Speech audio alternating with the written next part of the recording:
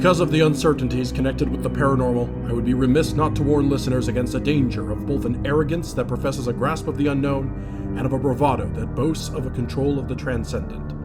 The wise man knows that he does not know, and the prudent man respects what he does not control. Reverend John Nicola, Preface to the Amityville Horror by J.S.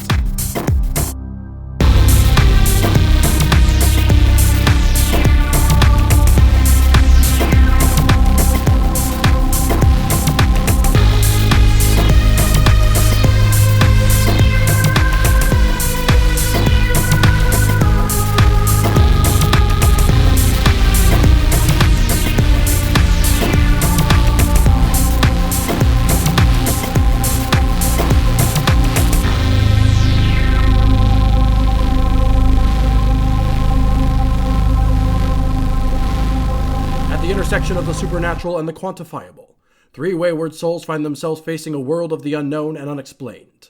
Who among us can navigate the flickering boundaries between the paranormal and the scientific, and the questionable gray area in between? This is ParaScience, a new actual play podcast from Infinity Break, where we're telling stories our own way. What you're about to hear is a story from our collective imagination. It will be complicated and full of mixed signals and doubt, and in this way it will not be very different from our world. This universe, luckily for you, will be a complete fabrication. As far as we know, you are not being watched.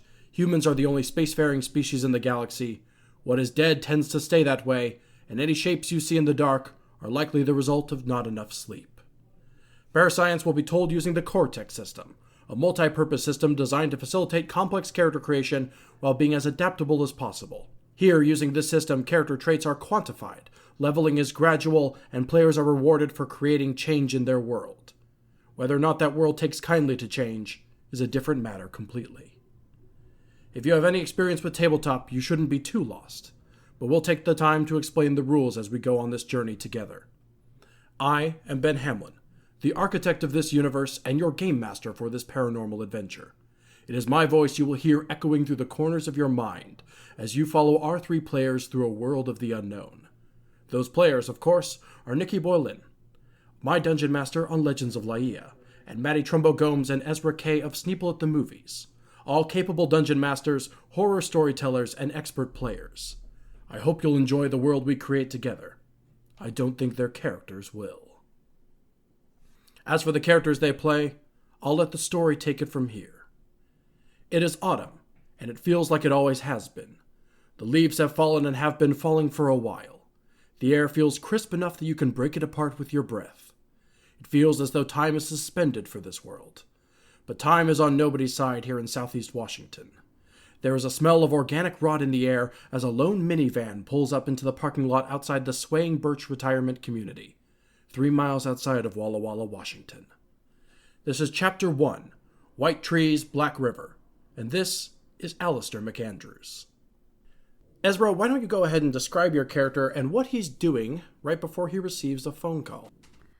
Alister Graham McAndrews is ordinary. The sort of ordinary that you trust to have things in hand while not paying very much attention to it. He's always well put together without being flashy, upright without looming, and has a way of studying things very intently without being threatening. Wonderful. I mean, horrifying. He's the man with the badge, but not in the TSA creeps you out and you hate them kind of way. Just in the, usually wearing... He doesn't usually wear a suit and tie, although he looks like he's one of those guys who looks like he's wearing a suit and tie even when he isn't. And there's something of the Massachusetts prep school about him if you know what to look for. And just before he receives a phone call, he is definitely not admitting to humming along to Top 40 on the radio. There is a little light on the glove compartment next to you, of course, in the passenger seat. I'm going to say that light goes green. All right. It is a little, maybe quarter-sized, maybe $half-sized button light on the front of your glove compartment. All right. I slap the radio off, reach over and put my thumb on it, and wait for a second while it registers. You put your thumb on there, and a moment later there is a pneumatic hiss as some sort of complex locking mechanism finally releases itself. The door of the glove compartment slides open, and a complicated-looking monitor and phone device slides out of the glove compartment and angles itself toward you once it is fully extended outwards. There is a logo, a government seal on the monitor, and the word incoming call, which is 2 words. I'm assuming I'm not still driving. No, you have parked. Oh, okay. I was like, I am not the kind of guy to answer this while driving. All right. I will make sure that I'm used to taking calls in this vehicle, so I instinctively kind of straighten up to an angle where I can make direct eye contact with whoever's on the other end and tap it to accept. You come face to face with a face that you recognize, who, unlike you, is obligated to wear a tie at his desk back in Washington, D.C.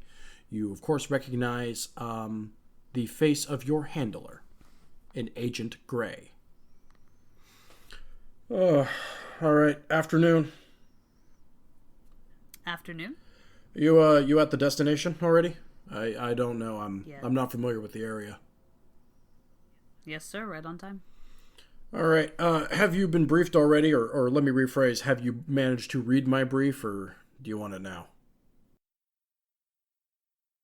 I've read it, but I would love to hear you go over it again. Oh, all right. Sure, fine. All right. As you know, we've had a number of disappearances in the area. This is the second person who has gone missing in the last 3 months, all from the same cul-de-sac of the same retirement community. That would not typically be cause for alarm, but as I'm sure you read, the cops were not able to, find them, I guess.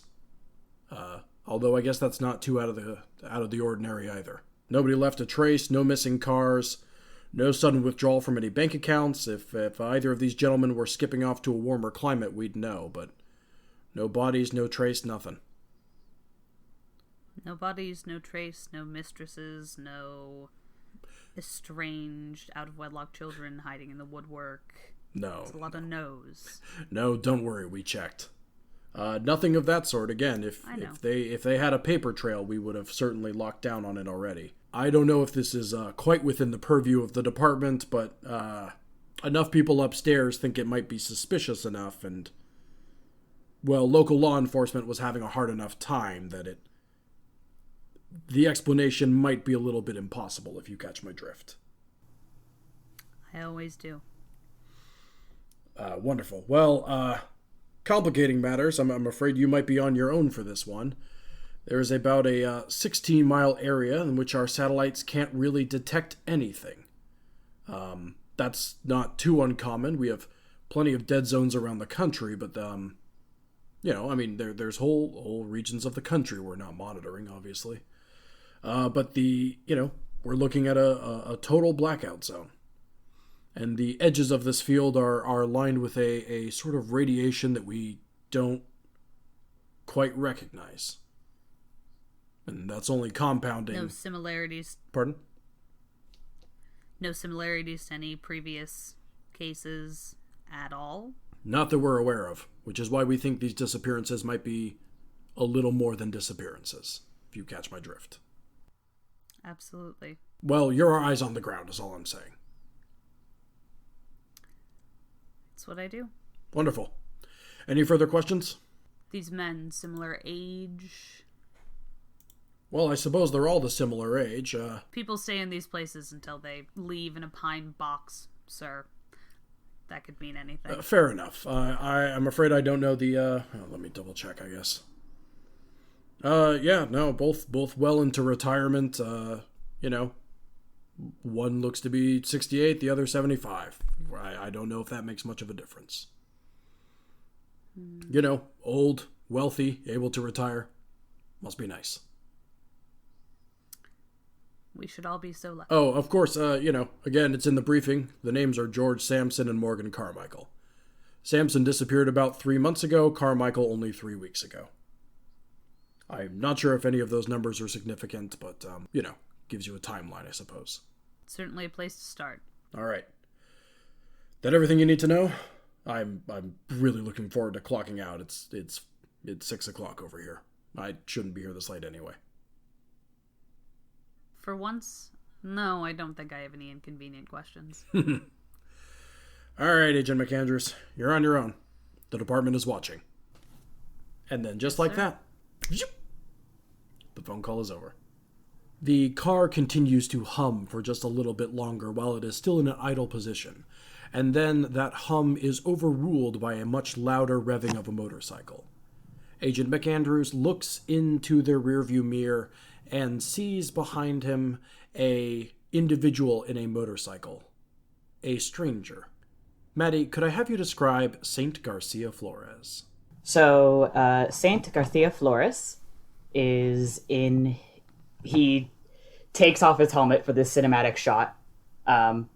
He is in his early 30s. He is Latino. He is middling height. He's like maybe 5'10".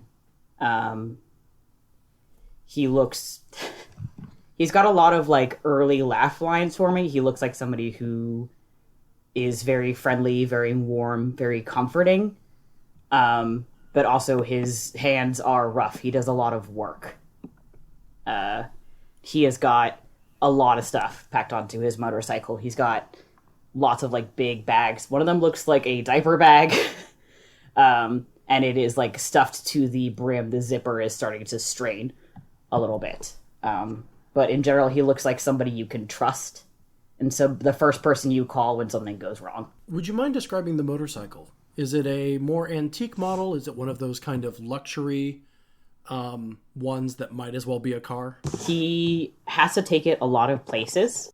So it has to work.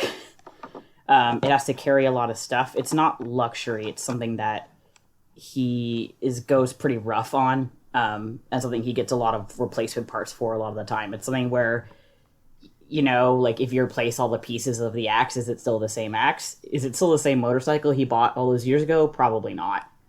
But it feels the same. It's the closest thing to home that he has. Well, then he dramatically sweeps off his helmet, and let's say maybe makes eye contact with the person who is observing. I think it goes on a second too long.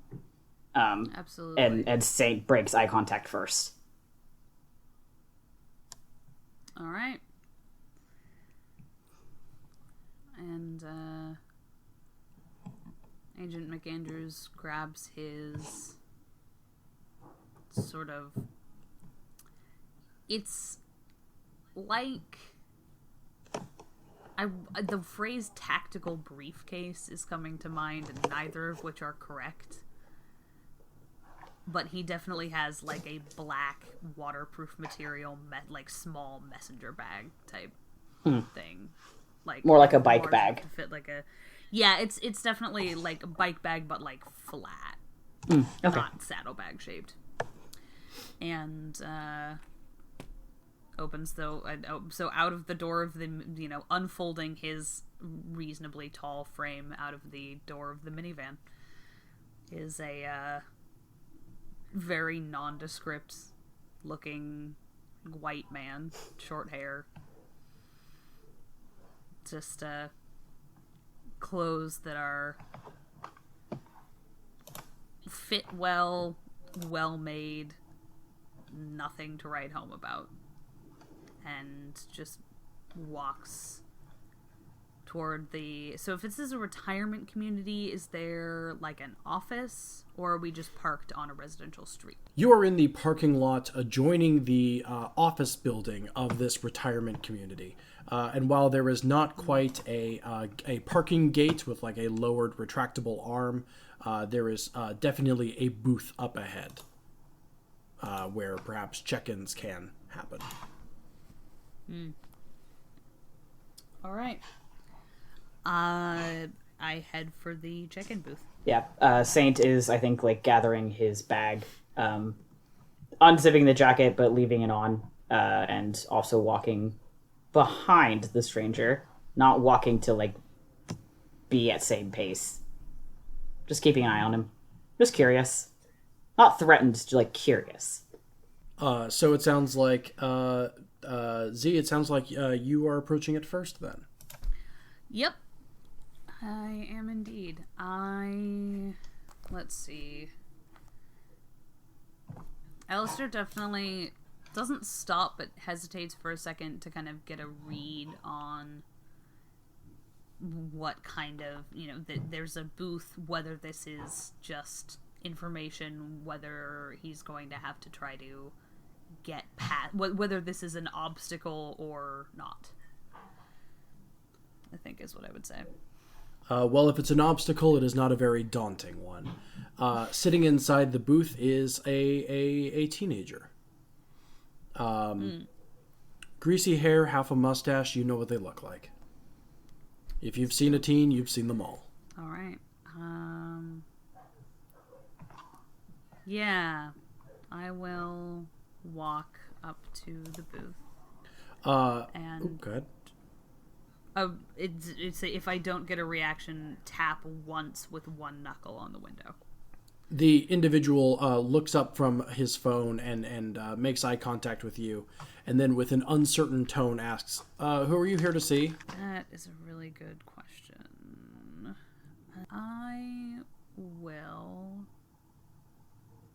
go in, flips out some sort of, no, this doesn't need official ID. Sorry. I'm looking for Morgan Carmichael. I think it was Morgan. Definitely Carmichael. Oh, do you not know what happened, or? What happened? No, I was meant to meet up with him and a couple of neighbors of his. Terrible memory, unfortunately. Can't for the life of me remember who he said the neighbors were. But okay. Yeah. The kid looks awkward, and starts to sort of absent-mindedly scratch below their left ear. I think I think Martin better explain this to you. And he picks up a small receiver behind him, says a number of quick, quiet words, of which you can audibly hear Carmichael family. He hangs up and says, Martin will be like right with you. I will step away from the booth a little bit and look over to see what the gentleman who got off the motorcycle is doing. Gentleman who got off the motorcycle, hello. Great. So, question about... I don't want to say why I'm here, but I was called here, or I heard about something. Yes, Matty, I have neglected to give you this information. You have received a call from one of the residents asking you to look into this. You have a kind of, to call it a business card would probably do it a disservice. This is a 3x5 card that you wrote down your important notes on, and it just says, Swaying Birch Retirement Community, Walla Walla, Washington, quote-unquote, Ms. Periwinkle. Okay, great. I will take it. So I... when I spoke to Ms. Periwinkle, what kind of information did she give me, or would you rather that we address that later? No, I can tell you now. Okay. What you have heard is not dissimilar from what Ezra's character has heard. that there were 2 disappearances over the course of the last 3 months. Where it deviates, however, is that you were told something that piqued your interest specifically. It is not enough that these 2 individuals went missing, because Miss Periwinkle, as she described herself, has been seeing, well, visions in the woods. Did she describe the visions? Oh, pardon me. She certainly did. Okay. She described individuals standing in the woods, staring back at her in through the back windows of her home.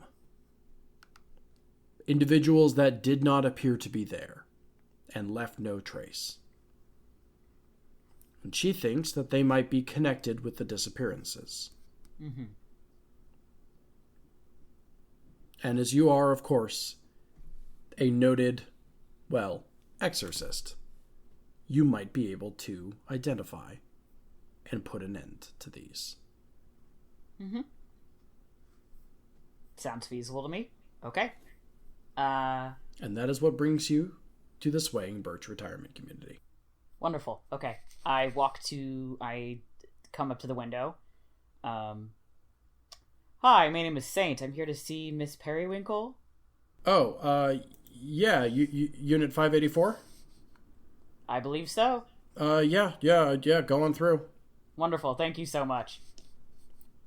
I shoot a wink at the guy who's still waiting, and then I walk in. He just blinks at you. Too late, I'm already walking in, I don't see it. And then swings back over to the window and just says, Periwinkle was definitely the neighbor I was meant to meet, but I'm, of course, happy to wait for this Marcus fellow and whatever news he has to give me about the Carmichaels, but jogged my memory. Just the thing. The name's Martin, actually. You hear from Martin. your left as you make eye contact with a man who is kind of slow jogging, maybe even power walking his way over to you. He is a taller, more filled out man, clean shaven, clean shaven, bald head. He is wearing a salmon polo shirt that looks like it was pressed in such a way to greet potential new renters at this retirement community. There should be a smile on his face, but today there is not. Martin. He extends his hand and his watch towards you to shake. Martin, of course, my apologies. Andrew Graham, somewhat tangential friend of the family, but someone heard I was going to be passing through this way and thought that I should stop in. I guess if you know the family, you probably should. Have you been informed at all, or do you know what's? I think it sounds like I'm a little out of the loop. I've been traveling on business, and you know how it is when you forget to sync up your personal email with your professional email, and then you're only checking the professional email. Oh, yeah. Might have missed something. Yeah. Sure. He starts to laugh. You look like a man who stays on top of his professional correspondence. I certainly try. I manage this whole area, so I have to stay on top of things. Of course, all we want is the comfort of our I'm sorry. This is the spiel I normally have to give. You're here. So you're here for Morgan Carmichael. I'm afraid you might be a little bit too late. Mr. Carmichael. Well, I don't want to say passed because we don't. I'm sorry. I'm trying to say this as sensitively as possible, but he's disappeared. Now this isn't something that normally happens here at in our community. We the whole thing's fenced in. We have cameras on all the main access ways. I know seniors are prone to wander off sometimes, but not here. We're on the lookout, as grim as that may sound. But It appears that Mr. Carmichael just got out of our hands on accident. I know he had a wild youth, as far away as it might have been. Maybe he decided to go recapture it a little. Maybe. Sorry. Next of kin was informed, but that wasn't passed on to you. Oh, this was a very loose arrangement. It was more of an, if you're ever passing through Walla Walla, you should really come out, have a couple of drinks, we'll fire up the barbecue kind of a thing. And, I just figured I would take advantage of it. But I'm sure someone's very frustrated with me for not, answering my email on this one. I'm sure someone would have told me. Yeah, well, I'm sure you'll get a more formal explanation if you filter through your emails. But God, I mean, I hope his wife is still in the house. You obviously, if you're related to him, you're related to her, so you can always. I would very much love to catch up with Mrs. Carmichael. It's not her side of the family, but we certainly met a handful of times when I was younger, and I always had fond memories. So I of course, this changes the tone of my visit a little, but I'd still like to make it. Matty, what was the number I gave you? 584? Yes, I think so. That sounds right. Fucking analog notes, y'all. I have a notes document on my phone, so you all don't have to deal with the sound of me typing. Yeah, no, you and me both, brother. She is, of course, in Unit 582. That's right up against the tree line in the back. Do you need a map, or... No. Jimmy, give the man a map. The teenager reaches below the desk and pulls up a paper map that has been folded into trifold. Thank you. It's very helpful. Well,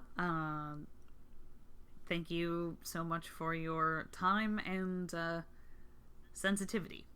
Of course. In this matter, I'm sure the more intimate family has been very grateful. Yes, they have. Although there's no easy way to deliver that news. Of course not. All right. Well, you have a good day. I'm here in the main office if you need anything. Again, and he kind of offers a short bow. My condolences. Thank you. And just kind of nod, and I will strike off for 582, but I'm keeping an eye out for 584. Matty, are you walking, or do you think you will be bringing in your motorcycle? I think I'm walking. Well, how big are the grounds? The grounds are quite extensive. Honestly, think of and this may be a local reference more than anything, but think of Sun River. Okay. In that this is, there are still functioning streets and there are still driveways and everything. Cars are coming in and out of here. That is just the parking lot for the visitor center. Yes. Okay. I know I have a different point of reference, but that's very helpful. For the listener, Sun River is a resort community near Bend, Oregon. Mm-hmm. Here where we live. How long do you think it would take me to walk to this unit? Probably, given the expansive number of units, probably like a half hour or something. Oh, Jesus Christ. No, I'm taking the motorcycle. I was thinking about walking so I could get a better lay of the grounds, but I'd rather have my motorcycle there so I could drive around if need be. And still walk. I'd rather have the flexibility. So no, I'll bring my cycle in. I'd like to think that I'd have made it so it's not like I don't have a hog, It's not disturbing the community. It's motorcycle loud, but it's not, I haven't made it so that it's louder than it should be. I haven't fucked with the muffler. All right, cool. So yeah, I'll drive over to that unit. You arrive at the home of Miss Periwinkle, and you immediately get the idea of where that name may come from. This is a bountifully decorated place that almost is undoubtedly in violation of the restrictions placed by the homeowners association of this retirement community. It's gaudy, to say the least. I like her already. Yeah, there are tacky lawn decorations, all purple. You can see inside the windows ever so slightly, purple. You see where this is going. Mm-hmm. If she could paint the house in her old age, she would. Okay, I pull up into, it sounds like there's driveways, yeah? So I pull into the driveway, kick the stand down, turn off the cycle, and walk up and knock politely on the door. No reply? Doorbell? Sorry, is there a doorbell? I can speak in Yes, both there sentences. is. There is. Okay, I give it a couple of rings.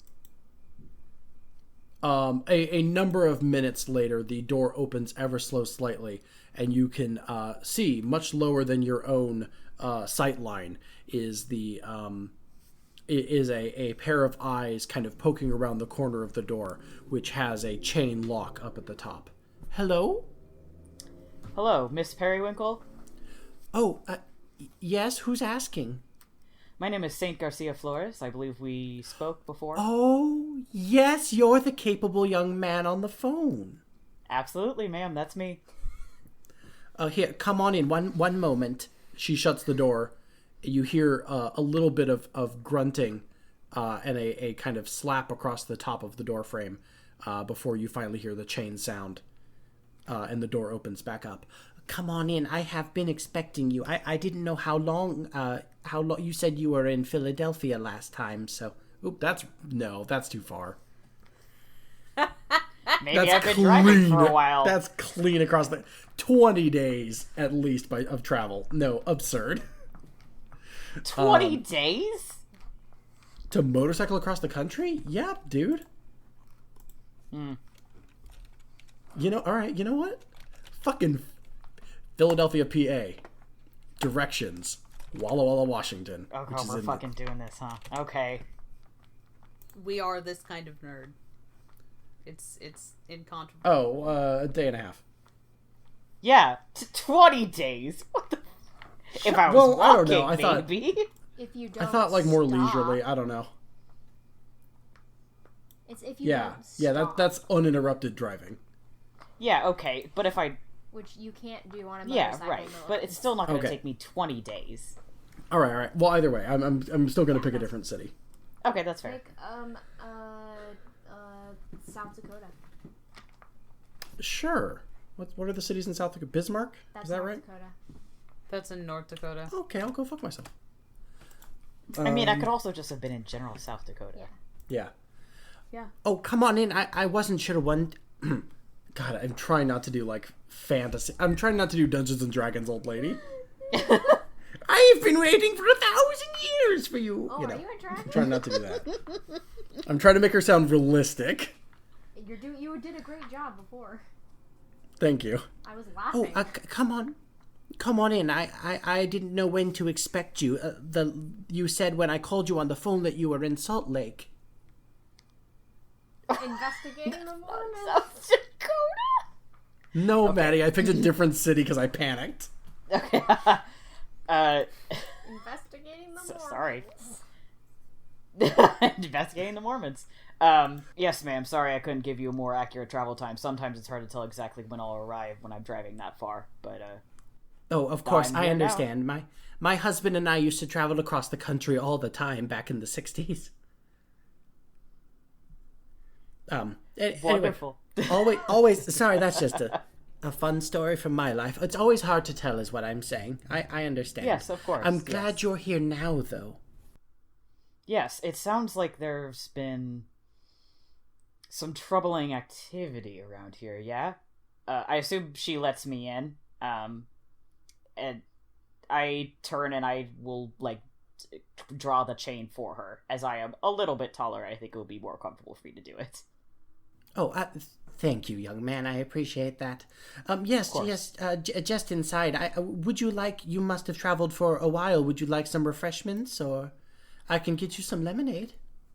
If you have anything around, I'll take it, but you really don't need to trouble yourself. Oh, I'll make you some tea. Don't worry about it. Well, thank you, ma'am. I appreciate it. And you step into, she guides you into her family room, a spacious area with wide open windows outlooking the tree line, high ceilings, full of puppets. You know how it goes. Pardon me. And she steps into the kitchen. Full of puppets? Yeah, it's full of puppets, Matty. Okay, just clarifying. You feel so many sets of wooden eyes making eye contact with you as you move to sit onto one of the only unoccupied chairs in the room.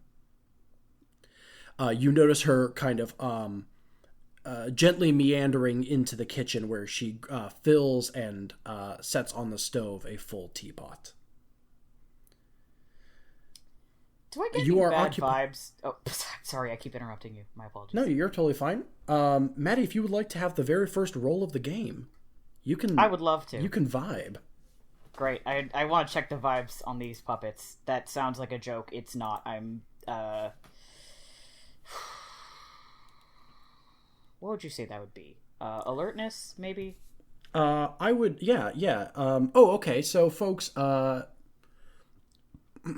if you have conceptions about how Pathfinder and Dungeons and Dragons are played, as I know those are obviously two of the most well-known tabletop systems, certain skills are fixed to certain attributes. That is not the case with Cortex. You can kind of mix it up however you want. There are 6 attributes: agility, strength, vitality, alertness, intelligence, and willpower. So a little different from what we are standardly used to. And then there are a handful of skills, and you can kind of mix those together to whatever degree you want. In this case, Matty, I would imagine maybe you could just do plain old alertness plus perception, maybe. Do you have a special type of perception? So I have perception. I was looking at my assets. I have the only thing I can think of would possibly I have intuitive leaps. I'm not sure about that. I also have uncommon knowledge relating to exorcisms, ghosts, demons, my work. I'm specifically trying to see if any of these are haunted. So that's the vibe check I'm going for, is like, because that will give me additional context to perhaps if she's seeing anything. Is it because something here is wrong, or is it something out there? So I could definitely do my alertness and my perception, but could I also possibly add one of those? You certainly could, yes. Preference on which one? What were the 2 options again? Intuitive leaps, which means that I'm able to just make connections easier. And then uncommon knowledge. Intuitive leaps feels better. Okay, so I've got a D8 for my alertness, I have a D6 for my perception, and I have a D4 for my intuitive leaps. Oh, it's not great. It's a 6 total. Yikes, my dude. Yeah. You look around at the room full of puppets. You basically... They are of the style that you think they are, unfortunately. These are all 70s and 80s Mr. Rogers kind of puppets. Mm-hmm. With gross, rosy cheeks and that kind of stuff. Expect no Muppets here is what I'm getting at. Mm-hmm. These are those kind of puppets, those kind of ventriloquist dummies, some of which seem to be vintage, some of which seem to be newer, none of which seem to be haunted. Okay. They are unsettling, nevertheless. Yeah, no, it's not like I don't see that a lot in my line of work, so... But you aren't afraid of no ghosts. No. Well, we'll talk about that later. Okay. If possible, I think actually while she's preparing tea, I would like to stand at the window and I would like to examine the tree line. Okay. Sure. You look off into the distance and you see that, of course, Swaying Birch is named that because it is surrounded to one degree or another by birches. Mm-hmm. There are a mix of a number of trees native to the area, but there seems to be particular clusters of birches here and there. Okay. But the expanse just seems to, it is not a very tight forest, but from the perspective you are standing at, it seems to get only denser as it goes on. Okay. The community is truly at the edge of town. Miss Periwinkle, a question, if I may. Oh, certainly. When you said you saw figures in the forest, yeah? Yes, that is exactly why I called you. Ever since Georgie disappeared, and then Mr. Carmichael, I've been, I guess it's been half dozen of one, half of the other, but yes, there have been. Occasionally, I have seen figures standing out in the woods. They are pale, and they seem to be staring straight ahead, not making eye contact with me. But yes, figures, and then sometimes I just hear screaming. But both of which are quite unsettling in my old age, as I fear. I mean, well, I guess that's a little obvious, isn't it? Yes, but to be fair, I think that would be terrifying for anyone, wouldn't it? Yes, that's what I'm saying. Yes. Yeah, sorry. He's kind of distracted, I think, kind of scanning so he's hearing, but he's not fully listening. These figures, do you see them at a particular time of day? Oh, mostly at night after the sun has gone down. We're up a little north. It sets a little early here, especially as we get closer to winter, and so much of the day is night now. So, and you see them. Oh well, a couple times at night, and once or twice during the day. All night? No. They only appear every once in a while, and again, it didn't start until after Georgie disappeared. And the screams, they happen every time? And are they close? Oh, no, they feel distant. I would think it was just the wind, but you can tell. Yes, you can. And he turns away from the window. And I think he tries to smile reassuringly. Well, whatever it is, I'll certainly try and come to the bottom of it. I'm not entirely sure yet, but I promise you I will get to the bottom of this. Thank you. I went down to the front office, and I had the gentleman show me Martin. He runs the place. Nice young man. Mm-hmm. I had him show me how to look up articles on exorcists, and you popped up on the internet, and you seemed like such a capable young man. So I certainly do my best, but that's what happens when you do something for a long time. I think you get pretty all right at it.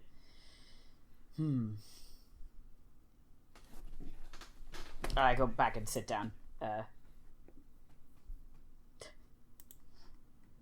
Do you have any questions for me, I guess? I'm sure I'll have more as I keep investigating, but, this is your home. It's something that's scaring you. If I could put your fears to rest, I certainly want to try. Oh, no, I don't think I have any questions. I would just... one of those ghosts is most likely Georgie, and I just don't hurt them. That's all. Pardon me. You think they're ghosts? Oh, is that... I'm sorry, what do you think they are? I wasn't sure. They seem intangible? Yes, they seem to appear and disappear at their leisure, and I can't imagine anyone's just standing out there. No, but not to frighten you, there's a lot of things in this world, and even things that seem untangible are not always ghosts. Well, I hope it's nothing truly frightening then. And the lights outside begin to dim. That's all the time that we have for now. We'll pick up with Alister McAndrews' story next time on ParaScience. Something I can see turning out of that black hole, two luminous discs. For the eyes, it might be a face, might be almost... But heavens, something wriggling out of the shadow like a gray snake. Now it's another one, and another one, and another one. They look like tentacles to me. Oh, yeah, I can see the thing's body now. It's large. As large as a bear. It glistens like wet leather, but that face, ladies and gentlemen, it's indescribable. I can hardly force myself to keep looking at it. It's so awful. The eyes are black, and they gleam like a serpent. The mouth is kind of V-shaped with saliva dripping from its rimless lips that seem to, quiver and pulsate.